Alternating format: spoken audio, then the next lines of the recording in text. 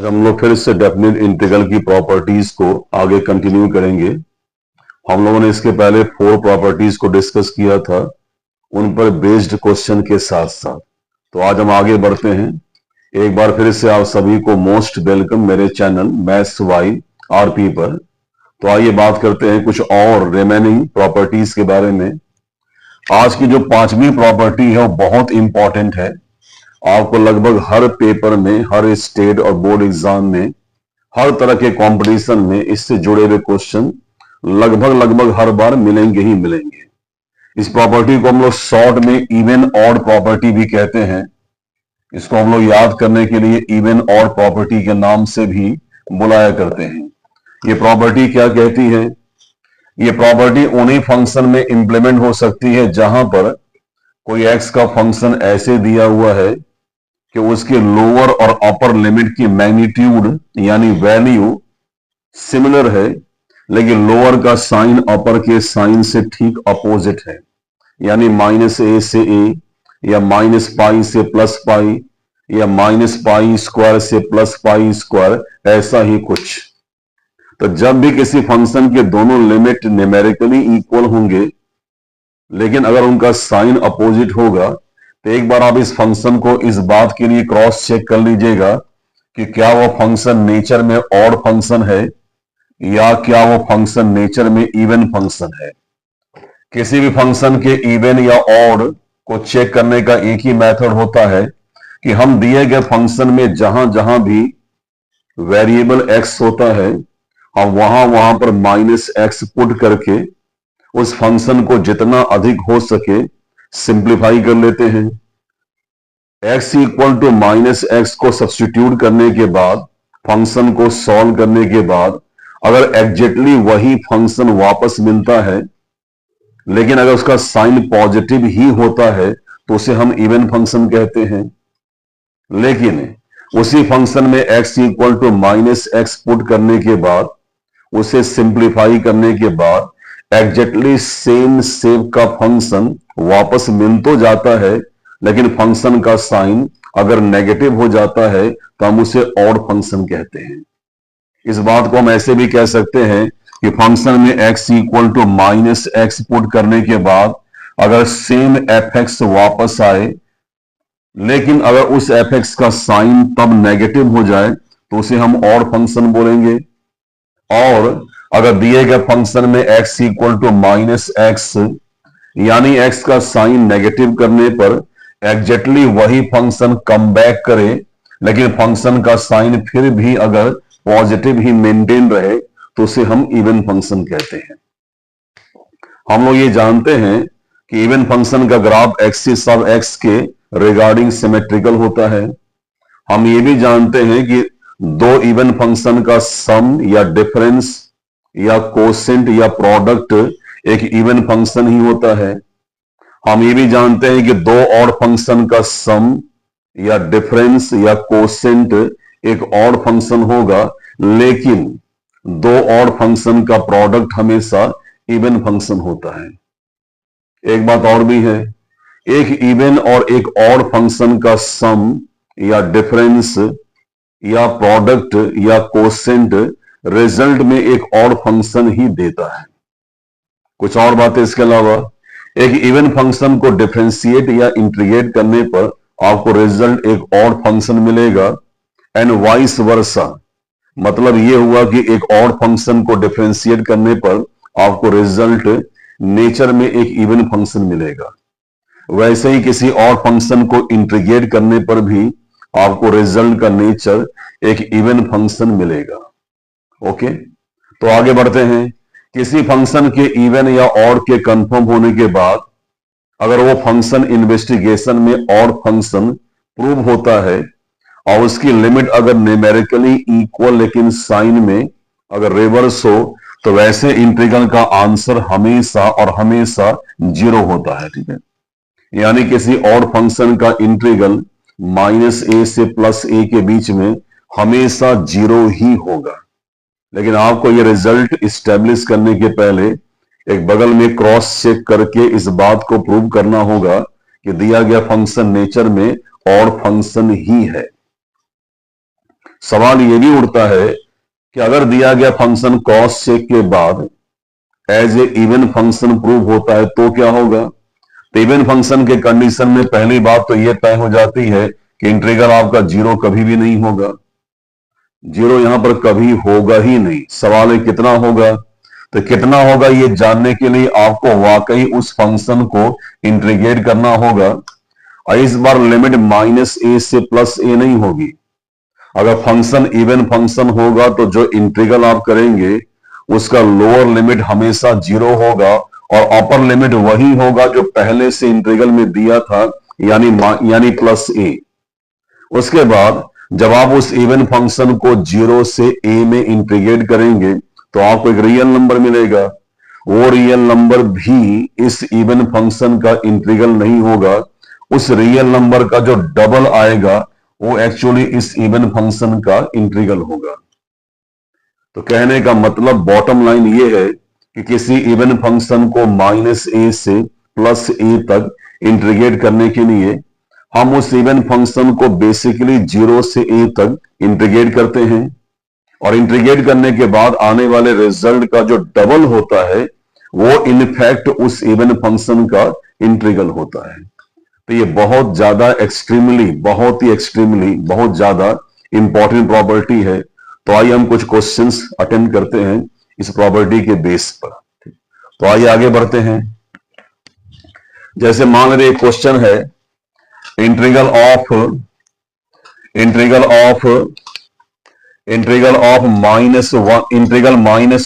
-1 sec x log bracket 1 - x whole upon 1 + x। सवाल ये उठता है कि हम किसी फंक्शन या क्वेश्चन को देख करके ये बात कैसे एस्टिमेट करेंगे कि हाँ वो फंक्शन या वो क्वेश्चन इसी इवन और प्रॉपर्टी के दायरे में आता है। तो मैंने पहले बताया था कोई भी फंक्शन हो चाहे वो इवन या ऑड कंफर्म हुआ हो या ना हुआ हो, अगर उसकी लिमिट न्यूमेरिकली इक्वल और साइन में अपोजिट है तो उन सभी प्रॉब्लम्स में, उन सभी क्वेश्चन में इस प्रॉपर्टी के यूज होने के चांसेस रहते हैं। ठीक है, तो आइए चेक करते हैं। हमें इस बात के लिए क्रॉस चेक करना ही है कि दिया हुआ फंक्शन इवन है या ऑड है। तो ये चेक आप फेयर सॉल्यूशन के बगल में एक वर्टिकल लाइन ड्रॉ करके उस लाइन के बगल में करेंगे। ये रफ वर्क नहीं है, ये फेयर वर्क ही है। तो आइए चेक करते हैं। तो फंक्शन आपका है sec x log bracket 1 - x whole upon 1 + x।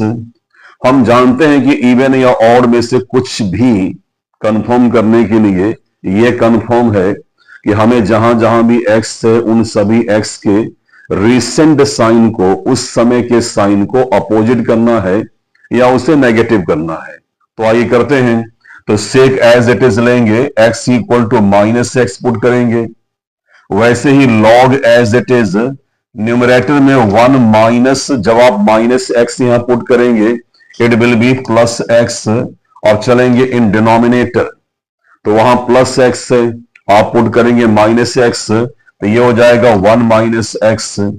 तो हमने दिए गए फंक्शन में -x पुट तो कर दिया, लेकिन यहां कंडीशन ये भी है कि दिए गए फंक्शन में x = -x पुट करने के बाद हमें एग्जैक्टली उसी शेप का वही फंक्शन वापस मिलना चाहिए।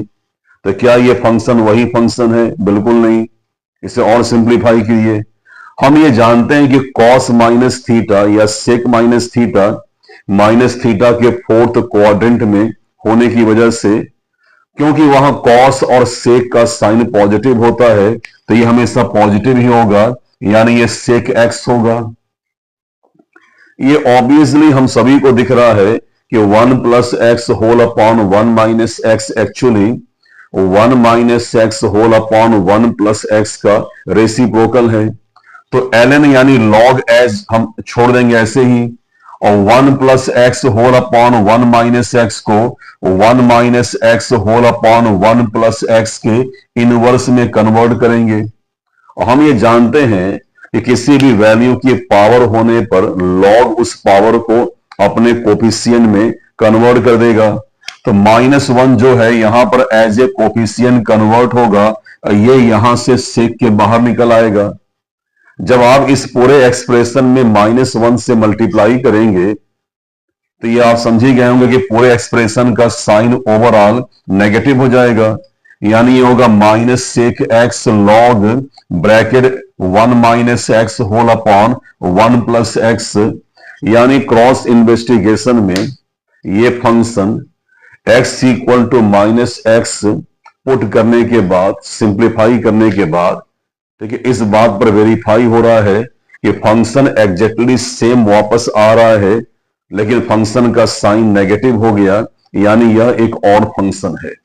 तो इस बात को आप यहां लिख देंगे कि सिंस x = -x फंक्शन में पुट करने के बाद ये फंक्शन हूबहू सेम शेप में रिटर्न तो होता है लेकिन नेगेटिव हो जाता है, इसलिए ये एक ऑड फंक्शन है। और क्योंकि ये ऑड फंक्शन है तो बिना सॉल्यूशन के इस मैजिकल प्रॉपर्टी की मदद से आप इसका आंसर 0 कंफर्म करेंगे और ये कंफर्म है कि आपको फुल मार्क्स मिलेंगे, no cut off any marks. बस कंडीशन अप्लाई ये है कि आपको इस फंक्शन को इवन या ऑड चेक करने वाले प्रोसेस को प्रॉपरली दिखाना होगा स्टेप वाइज। तो ये बहुत ही इंपॉर्टेंट प्रॉपर्टी है, वेरी वेरी इंपॉर्टेंट। अब आइए इसके बाद हम लोग कुछ और बातें करते हैं, आगे चलते हम लोग हैं। एक प्रॉपर्टी और भी होती है जिसे हम लोग ब्रेक प्रॉपर्टी के नाम से जानते हैं।